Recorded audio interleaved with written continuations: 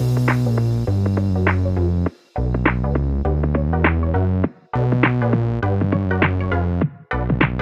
welcome everybody to another episode of Chris and Dave's Reality TV Cast. I'm one of your hosts, Chris, and my co-host today, and very good friend, he's not Dave. He's someone better than Dave. It's Joe Russell. Hello, Joe.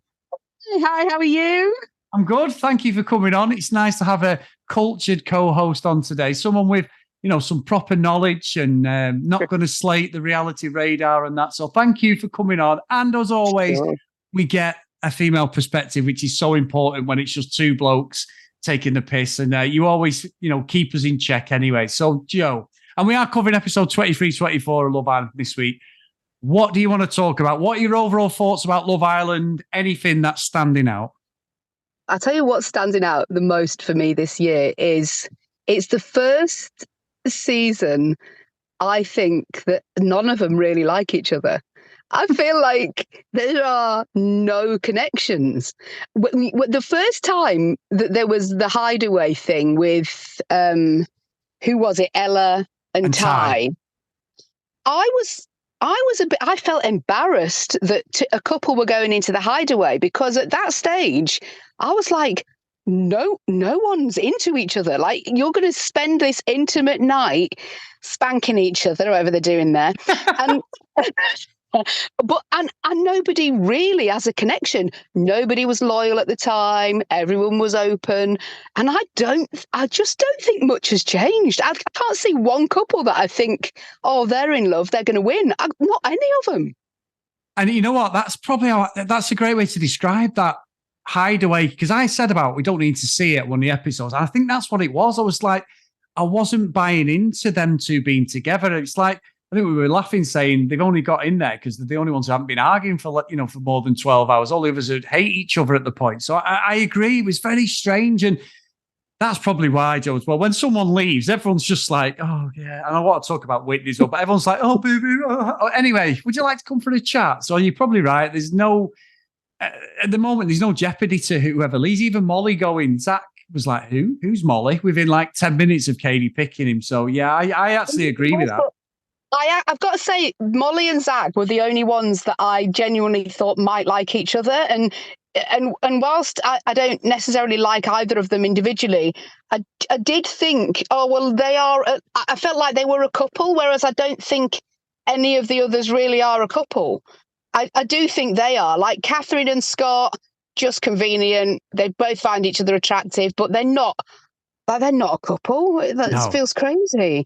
I mean, Leah and Montel may do eventually. I quite like them both as people, but none of them are really into each other in any way. I find it really weird. It's almost like they know the game. They know more people are coming in. They're not even going to pretend to like each other till Casa Amor. Like, I feel when we get to Casa Amor, it won't really matter because no one's forcing even to pretend that they're in love. And you know what, Joe? That's so funny because on the Facebook page, which you're on yourself, in one of the chats, people were saying like, "Oh, they're teasing Casa Amor," and I'm like, "Why? Everyone's just going to go, oh, okay, my head's going to be turned anyway. I'll just get with it." I don't. Normally, we hate, we get that thing where someone cheats completely out of the blue, and you're like, "Oh my god, wait!" And we're all like, dying for him to come back in. Have they picked the Casa Amor temptation? And at the moment, I agree. I'm not even be bothered. It's usually not till about week 5 or 6 anyway, but they're sort of talking as if it's going to be early on some of the rumors. And I'm like, it's too soon. Like you say, we're not invested in anybody as a couple. Nobody's going to be bothered if they cheat, I don't think. I think the only person that will cause a bit of a ruck if they cheat is Ty, because Ella will take it so badly. But God knows why, because he's going to cheat, and we all know he's going to cheat. And even though he's pretending he's closed off right now, I mean, that is bullshit. Like, it's so. She annoys me. I don't want to be treated like this. I'm going to treat you like this. Okay, treat me like this. Okay, well, then what? Like, it's so. I think he will cheat and she will cry, and that will be the drama, because it's not dramatic if anyone else cheats because they don't care. No one cares. God. It's been a good series though, hasn't it? Which is, you know me, I'm usually shitting on it going, it's terrible, but I'm invested in the show because they're all a fucking bunch of bastards. They're just like, we're in it for myself. I don't care really. I'm on the team. I mean, I gotta say, I've enjoyed the shock factor when Molly went. And apologies for WhatsApping you when you were out and almost spoiling that shock. I felt bad. But when Molly went, I was like, no. I was proper gobsmacked. And I also think getting rid of Mal, not so much a shock. We knew it was going to be her. But when Medi went, I think it was a shock that it was just right, least favourite, you go in, see ya. I do think that was a bit shocking. So I think they're braver in that way this year. So you never quite know what they're going to do. And that's, I think, why I'm invested in it a little bit. Yeah, I think you're right, actually. I do think the way they've changed some of the things quite subtly, they're starting to listen. Whether we're going to get that absolute nonsense, my favourite baby game and all that stuff, it's probably all going to size ridiculous. But anyway, Joe, got to talk about the episode. So... Yeah. And thank you for inputting that because I always love it when you come on. You do not hold back. You're like, yeah. And you didn't. And by the way, you did ruin it for me. So you ruined my evening, actually. No, you didn't. I read it and I was like, I don't know what she means, but I'm not going online now to see what that means. And then I think David even messaged me like saying, have you watched it yet? And I was like, oh my God, what has happened? And so anyway, no, you didn't ruin it. I'm joking, but thank you. Anyway, what I would say, right? So we're getting to the episode. Ty and Zach, on the first episode 23, they make crushed avocado on toast with a fucking scrambled, a fried egg. And they call over Ella and Katie, and you think they've been sat there making a beef fucking Wellington or something. They're like, oh my God. Well, you've just crushed avocado with a bit of a fork. You might have put a bit of thing in it. You've made an egg. Whoop-de-doo. And it's so... false. I mean, imagine doing that at home. And I mean, I can imagine saying to Sam, here you go. And I'm trying to think back because I was with Sam at their age. I'm thinking, would I have gone, I want an award or a prize? Luckily, Sam isn't on this. He probably said yes, he probably would. But I just find it ridiculous. I find it funny as well because look. And I bet that at home, the parents are going, look, he can make food, the blagger. And I'm sat here making his tea every night. So I don't know about you, but them little things tickle me. It's such a bloke thing, though, and this happens in every house every day. If a bloke cooks or does something, then they stand there waiting for a freaking rosette, and you go, okay, yeah, you've done what I do every other day of the week, so well done. Round of applause. I do that anyway. How dare you? And now, just to throw a bit of context into that is an absolutely disgraceful thing to say. I counter that. Not all of us are like that. Now, I have a job where I finish earlier than my wonderful wife, and I do all the ironing, the washing, the cooking, the cleaning, the shopping. I do all that. Now, there is an ulterior motive. After 25 years of doing that, my wife will be listening. But the thing is, if she does any of them, she turns into what can only be described as the Tasmanian devil. So I do all this stuff to make my life easier, as much as it helps her with a job and everything. And yes, sometimes I may stand there going, look, I've ironed all your shit. Or sometimes I don't, but, I've learned now to, play the game there. So that's actually a disgraceful comment to us gentlemen. Okay, I take it back. And what I meant was 99% of men. And you're right, by the way. I do agree with that. What was weird for me about that whole breakfast thing was they were like, oh, we're double dating. And I thought, well, this is going to be really awkward because Ella and who was it? Katie. Yeah. Ella and Katie, never seen them speak to each other. And now they're going to have a lovely, foursome, intimate breakfast together. And I was the weirdest two couples. I was like, do they even talk? I don't even know if they talk. It's such a weird series. It is, to be fair. I think he's more Ty and Zach. They're good friends, I think, aren't they? Because he even said to him when Molly was going, look, you can't go. He can't go. As if he was going to go. No, yeah, not a chance. And that leads me on to one of the things I found so bizarre with this, I love your input on this show, is Katie's come in, bombshell. So she wouldn't kiss Zach, which is her choice, and I didn't like. I don't necessarily. I think he thought he was on for a kiss, and the way he had his hand around the neck, on the pictures, it does look quite like, he's grabbing her, and he isn't. I think it's just he thought he read the signals wrong, and when she pulled away, it was one of the great moments. He was so cocksure of himself. Yeah. However, the kissing contest as well, and she's been in Love Island before, and she gives all the guys a peck, and she gives Zach a little bit more of a smooch. But there's massive rumours again that she's got a boyfriend, and she's just in there. And I am convinced that there is some sort of plot twist to Katie in this, because she doesn't look arsed whatsoever. And I cannot see any connection between her and Zach. He's the closest to her age. He's 26, she's 27. But there's something off, I think, Joe, with the way she's been in the villa. Yeah, I know what you mean. But I wondered whether she knows that it'll get highlighted more, because if she goes in there and she's just kissing like they all do and whatever, that's up to them, fair play to them. If she's turning down kisses, it feels like it's almost more of a story.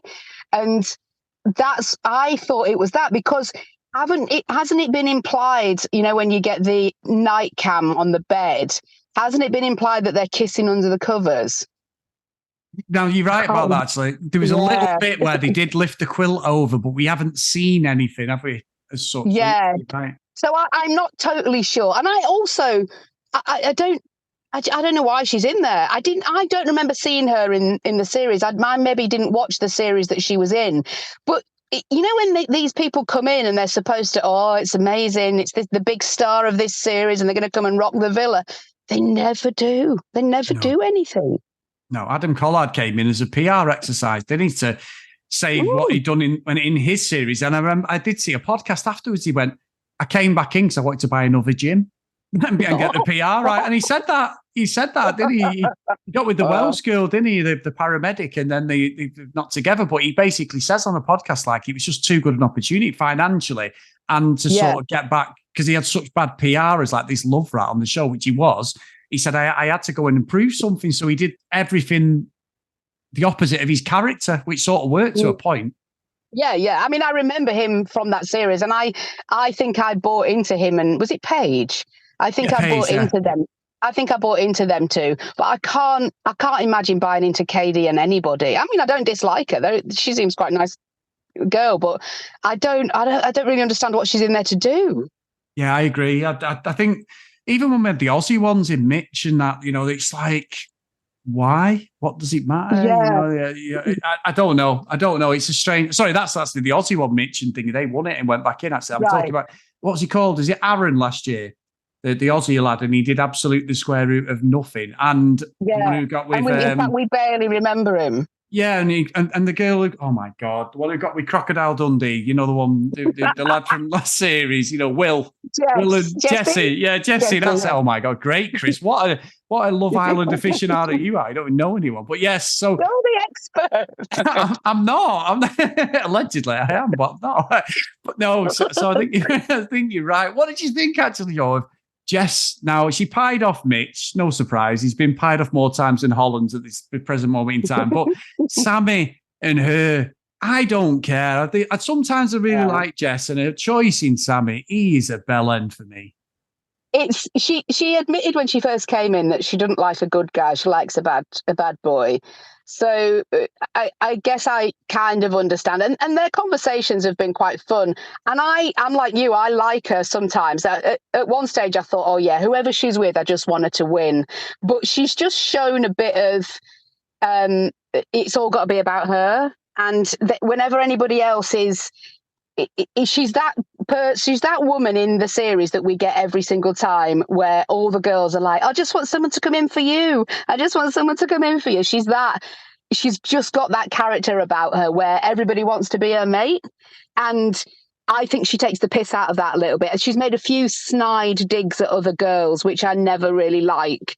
So I don't know if I could care less whether she wins or not, whereas I did want her to win for the first week. Yeah, me too. I thought she was a good person. And I'm not saying she's a bad person, but I agree with that. There's been a bit of is it about her, the show? Which I don't think she was too adhered to the fact that Molly was getting a lot of the attention. I think that's why she was digging her out a lot as well. Yeah, I agree, and I don't hate her or anything, but yeah, I think I think she probably knows a good storyline too. That's the problem with this show now, is when they know a good storyline, you just tend to not believe anything. I tell you, the thing that I am really surprised about this year is that Mitchell cannot get a woman to fancy him. He can't get a woman to stay with him. And yet no one talks about that. You know, like each year there's a lad like Hugo and is it Anthony one year, whoever it was? Yeah, Anton. Yeah. And every year there's a lad that is perfectly good looking and everybody loves him and it's all fine. But they never get they're never really in a proper couple. And Mitchell is the one this year, but no one talks about that. And I think it's because every single person is waiting for Casa Amor. I think they've gone in there for a bit of a holiday until Casa Amor, and then they'll decide who they like. Yeah, I think you're right. Mitch he'll be like in there like there's no tomorrow. He'll be trying everything because you're so right there, Joe. He's had no joy in that villa. He's going to be like, I've got to make a movie to come back in. But why aren't they all talking about that like they have done in previous series? I don't understand. It's like it's just never mentioned that he cannot get a freaking woman. You know what though? It might be mentioned. Messy Mitch, as he's known. It could be mentioned, but we don't see it, and they're editing it out.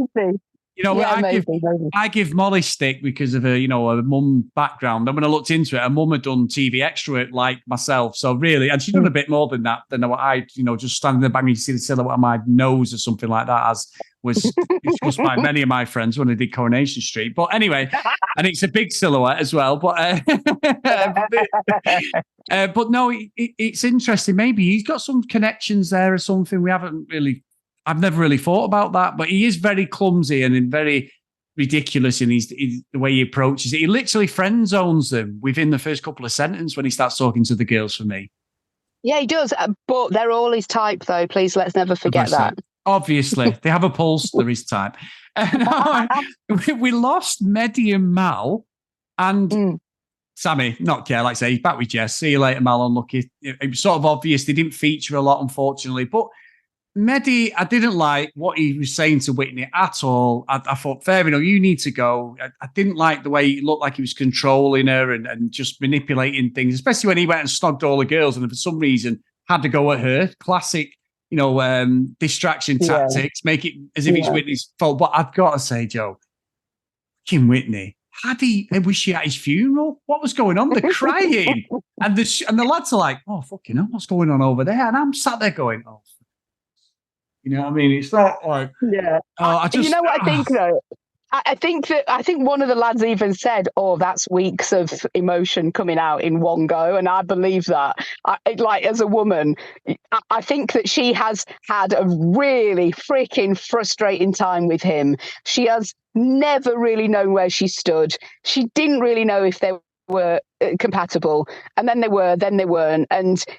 I find it a weird one because I didn't really like Mehdi from the time that he said to her at the recoupling. He sat her down and he said, "You laughed at me when I was doing my speech, and that's disrespectful. I will not have a woman disrespect me." And I thought, oh no, you've read it wrong. She was giggly about you. I felt that she was working out whether she liked him, and she was just embarrassed because he was being nice about her. And I thought, oh, you're a dick. And he has been a bit of a dick ever since. But having said that, though, Chris, these two, when they were laughing together, I felt it's one of the most genuine laughs that a couple have had in any series. I don't think I've ever seen a couple laugh together like them two did. And so I do feel it was a shame that they weren't compatible love-wise, because they really weren't. But when we saw them having a laugh, I can't remember another couple that I've thought, oh God, they really are friends. Like, they really get on well. And so I do feel it was a bit of a shame. You know what, Joe? This is why we have you on the show. Because you give that female perspective, because obviously I'm listening to you going, okay, this makes perfect sense. The crying, I'm sat there going, oh, for fuck's sake, last night. But then when you explain it all, I'm like, oh, stop it, Joe. I can feel the emails coming in going, thank God Joe was on, because that's how we were feeling, Chris, you bellend. So I'm just going to take that as a loss. I don't get many things wrong, Joe, as 100%, reality radar predictions, but I think you've just explained it all perfect, and I'm going to shut up now. I'm not saying anything about Whitney now. I think you're right. I mean, she may have been crying because she's got freaking no other options. Who knows? But we'll wait and see. I do want to take you to task, though, about you shutting up. No, I do, because a couple of things that have made me shout at this podcast. There was one of the very early episodes, you and Dave, so bloody grumpy, and you were going, oh, can you even believe that some of the girls are coming in here thinking that they're actually going to find love? Now, I shouted at you because I thought, you old bastards. These girls, when they're that age, remember they're early 20s, right? And I don't want to be patronising, I'm an older woman, I don't want to be patronising, but at that age, they really do believe that they might find love. So you two sounded like grumpy old men. That's the first thing you need to be taken to task on. And the second thing, Chris, is, are you even firing the reality radar up this year? Because I think you've been brave enough to say one thing in 20 odd episodes, and it feels to me like you are shying away because you know how shit it is. What, the show or the predictions? What are you trying to say? The predictions. It's like the radar is running out of battery, darling. So if you want to get a few predictions in, I'm here for it. Right. I'm not saying anything at the moment. I need to evaluate this. You've come on the podcast tearing strips off me and Dave, and he's not even here to take the telling off. However, but when you said, though, the one thing you did have right, though, Joe, about us being old, and obviously Dave is a lot older than me, so can we just clarify that, please? And he's not here to defend that, so, it's tough. He'll listen back to this, and then I'll just get a message going, you absolute bellend. But there you go. So I'm going to reflect on what you... We forget what it's like to be young and young and hopeful. So we need to remember those days, Chris. We need to go back and remember those days. They're saying that, though. It's that long ago. I can't remember. So maybe you're right, actually, Joe. Maybe you're right. But anyway, I'm going to take on board everything you've said, and I'm not going to listen to any of it. No, but the reality radar, as you know, has been correct all the time. My latest prediction, which I said on the last episode, I'm sticking to. I can't remember now because you've put me right off slating the radar. The Casamorians are the one who needed slating, not the reality radar. Casamorian for life, you know me. Yeah, no, you've got all the merchandise of the Casamorians as well. That's a disgrace. The last thing I wanted to talk about is there was a bit in the episode at the end where Leah and Montel were talking, and then a couple of other people, Whitney went and had a chat with Montel, she had a chat with Zach, which looked like there was a bit of chemistry there between the two of them, to be fair, Zach and Whitney. But there was there was a bit where everyone seemed to just go as if they were being told where to stand, where to walk to, it just seemed so producer-led to me. It was like, well, and they said, can we just go and have a chat over here? Oh, where the best camera angles are and the best microphones. Of course you can. I don't know. There was one bit and it felt, and there was a few people commented, I'm watching it going, oh my God, this looks so fake. And then everyone was commenting on Facebook going, this is just bullshit, this, isn't it? I was like, yeah, I don't know if you picked up on that, but it's towards the end of the episode and I was like, oh, for God's sake, at least make it look authentic. I agree. It does feel even more so this series, especially, I think you or Dave mentioned it on a previous episode, especially at breakfast time when they all get up. It's always been all the girls sat somewhere and all the boys. And this year, it's like you three sit over there and you three sit over there. And it's almost like they're masterminding, Jess getting a little gang together and slagging off a couple of girls. And I feel like they're trying to mastermind a bit of a fraction between the sexes. And it definitely never feels natural at all. And especially when there's it's like some of them that can't act are like, oh, right, Jess, how do you feel like last night when? And you think, you're not even sounding authentic. No, exactly. That and look, they could be genuine conversations, couldn't they? But when they're being steered by the producers, and we know there's a voice from above that comes down and tells everyone, can you two go and stand over there? I think that's looking more obvious. And obviously, the ex-contestants have ruined that, because we knew there was some manipulation, but now knowing that they literally tell them where and when they're going to film and do things, that's when it takes away some of the reality of the reality TV show, I suppose. Yeah, agreed. And it that does spoil it. I try to keep it out of my head a bit, because otherwise it just spoils everything for me on it, if do you know what I mean?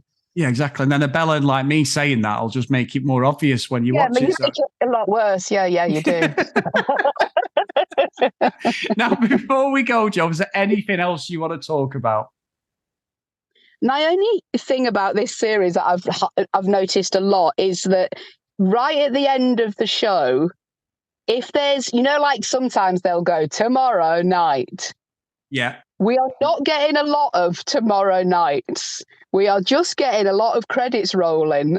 And it's making me go, fucking hell, nothing's happening. Nothing's happening, because they've got nothing to tease us with. And I just picture the producers going, fucking hell, we've got 24 hours to find something. Quick, go, go, go. And that's the thing that's highlighted a lot to me, is there is not a lot of teasing. It's like, for example, last night, show ended. That was that. And I'm going, okay, why do I watch tomorrow? And there's no teasing. So whether they get more bombshells in quicker because of this, I don't know how planned that is, or whether we do get Casa Amor earlier because we need to spice it up, I don't know. I am enjoying it, like you say. I'm not hating on the series at all, but I do feel like this is might become a long summer. Yeah, I think so. That's, fantastic. And thank you for coming on today, Joe. As always, look, you're a great friend. You're a great supporter of the podcast. You're bloody Patreon as well. So this is like a busman's holiday for you as well, coming on. So thank you. I love it. We do. I know, me and Dave do that. And what Dave does is, when you send him a voicemail, he doesn't send me anything and go, I've got a voicemail off Joe or a WhatsApp off Joe. He just sends it, mate. And as soon as, me and Dave usually don't talk on WhatsApp, we talk on Facebook Messenger. And as soon as I get a WhatsApp from him, like, oh, this is Joe slagging me off. This is definitely Joe slagging me off. So, and sometimes he doesn't tell me. All I'm saying, Chris, is, if you want to get the reality radar out anytime this series, be brave, darling. We're all friends. I'm going to be big and tough in the next episode when you're not on, and I'll come out with something, because you can't tell me off. Thank you, Joe. If you want to email us, please email us at cdrealitycast@gmail.com. Please go up to Facebook, Chris and Dave's Reality TV Cast. Come and join us over there. It's the race to 700 friends over there. So we're getting there slowly, but come and join us, guys.